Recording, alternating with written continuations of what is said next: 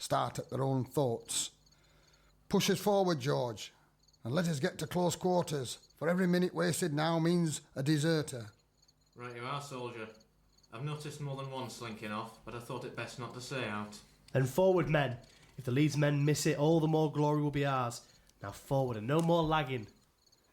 We moved on again, turning sharply down the lane that led from the moor towards the mill. We could see the buildings now. The mill itself, 4 stories high, with smaller buildings clustering near it. Not a light was to be seen. Now we moved quickly to the mill yard, and out into the night came from within the fierce baying of the watchdog.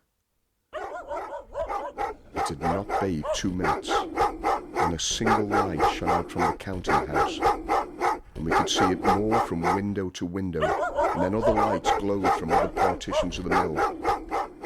The watchers within had heard the faithful hound, and doubtless speeding to their posts and standing to their arms. Rush to the gate, archers to the front, musket men, line up! Give them a volley at the windows! Now, lads, spread yourselves!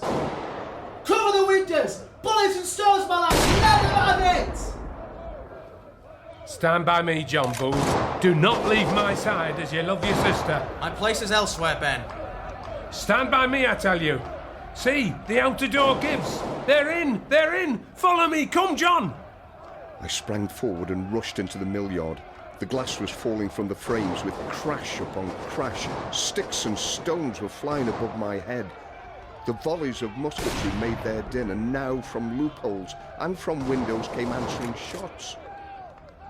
We could see the streak of fire from the barrels and hear the sharp ping of the bullets as they whizzed about our heads. Our men roared and roared again and yelled with frenzied cries. There were men there who could do nought but roar and yell and curse. They had only sticks and hatchets until the doors were down. Sticks and hatchets were of no avail. Way for Enoch! Way for Enoch! I bounded to the front. The door stood staunch and true. I rushed at it with a curse and a cry. You could hear the din of my every blow rolling away into the emptiness of the mill within. And from the great bolt heads that studded the panels, the sparks flew fast and thick as I thundered at the door. There was room only for me, and above the roar of the mob, above the yells and curses and cries, above the thud of stones and the crash of falling glass, rang out the mighty sound of Enoch's echoing thunder.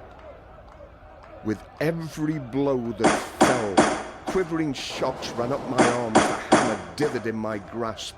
And still I pounded at the door, and still the stout timbers yielded not a jot. It's no use, Ben. It's no use, I fear. But you keep braying. Hold your strength, lad. You'll need it. Let's try at the back. To the back, Ben. There's a way in at the back, they say. And that was near the last sound I heard. I fell back from the door, and I think I raised my hand to my head to wipe away the sweat that was blinding my eyes.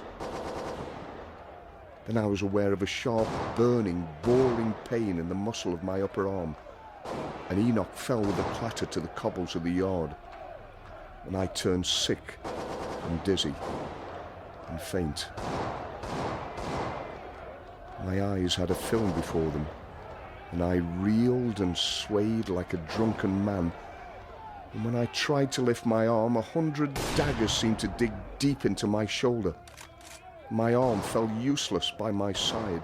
He's hit! They've hit Ben! Bear up, Ben, you mustn't fall. Brace your legs, man. By God, he's wounded. And everything swam around me, and I knew no more. When I came to my senses, I was, for a time, conscious only of my agony. I was stretched on a pile of straw in a lofty room with bare walls. A mere slit high up in one wall let in a stream of light, but the corner in which I lay was almost wholly dark. Jack was by my side and pressed a mug to my lips. That's right, Ben. You're better now. Take a swig of this, it'll do thee good. Where are we, Jack? Don't worry. We're safe for a bit. It's somebody I know. We're not far from Fixby. That's all I can tell thee. And the mill? Have we taken the mill? Where are all the boys? What am I doing lying here? Oh, I remember now. I was hitting my arm. Where's George? Oh, tell me all, Jack. Take another sip of this and lie quiet. You'd best not talk so much. I thought you were done for. There's nothing for it, Ben, but patience. I know the farm man here, and as good luck would have it, his master's away. So we're all right for a day, and as soon as night comes, we're off. Tell me what's happened. I can't settle till you do. Not much to tell.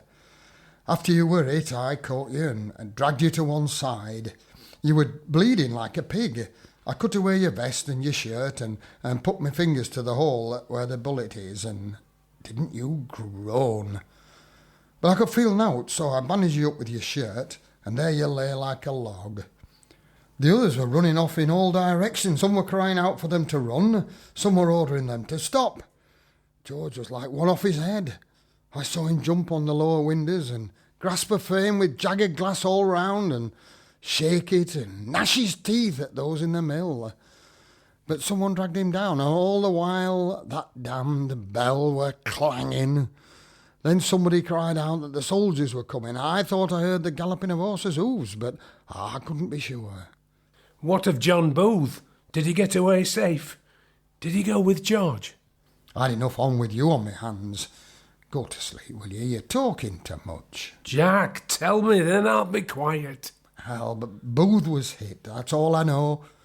I saw him lying on the ground and he was bleeding in the leg, but someone will see to him, and we're to wait here till after dark, Ben.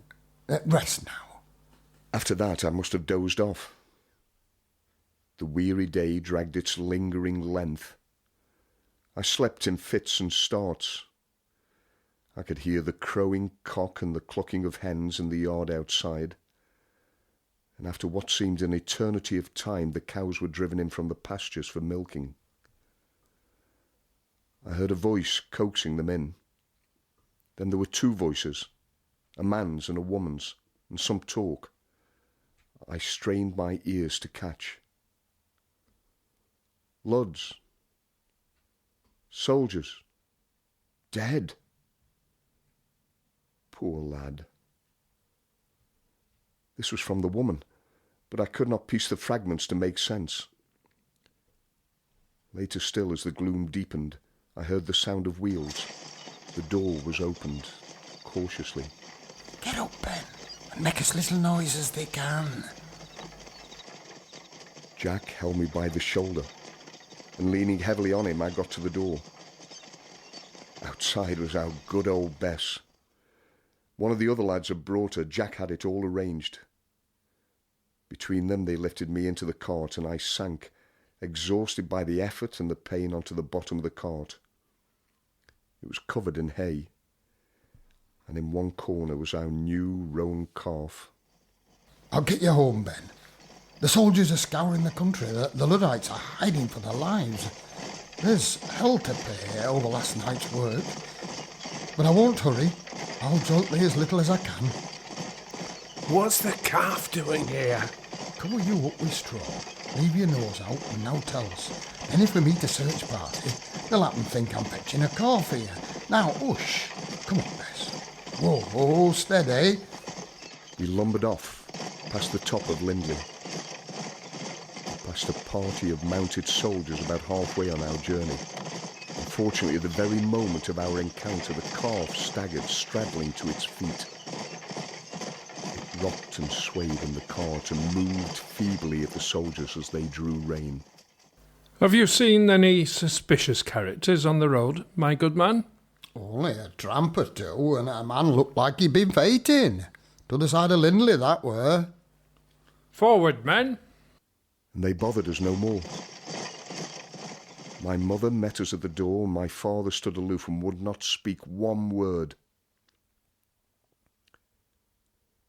I sank down into the cool, clean sheets of my bed and laid my head upon the grateful feather pillow.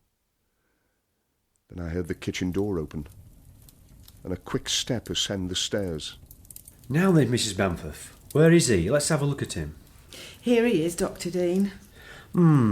bullet in biceps, hemorrhage of the artery, acute inflammation, temperature equatorial, fever, ravings, pandemonium generally. Mrs. Bamford, how do you feel? I'm well enough in body, Doctor, but naught to boast of. I don't think you're very well, Mrs. Bamford. I detect you, my dear lady. That give me grave alarm. Why, good gracious, Doctor, whatever do you mean? Why, my appetite's good. That aggravates the complaint.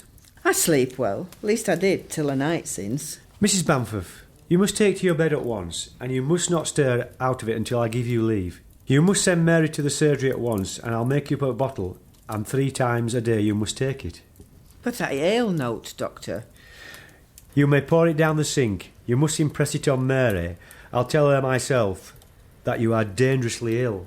I'll drive up myself to see you. You must tell Mary to mind she says nothing about it in the village.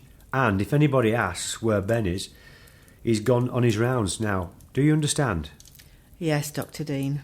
Not a soul of this house must know Ben's within 100 miles of this. God bless you, Doctor. I've been wondering and wondering ever since he got home, whatever we should say to the neighbours. And you've found a way all in a minute. See what it is to be educated. I'll be in bed before you were out of the house. And mind you'll drill it into our William, for he's that stupid he'll spoil it all, and for sure I don't feel very well. It's my heart, Doctor. And I think my mother came as near winking as ever she did since she made lovers' signals across the pews when my father was caught in her. No more chant, you're all rhyme.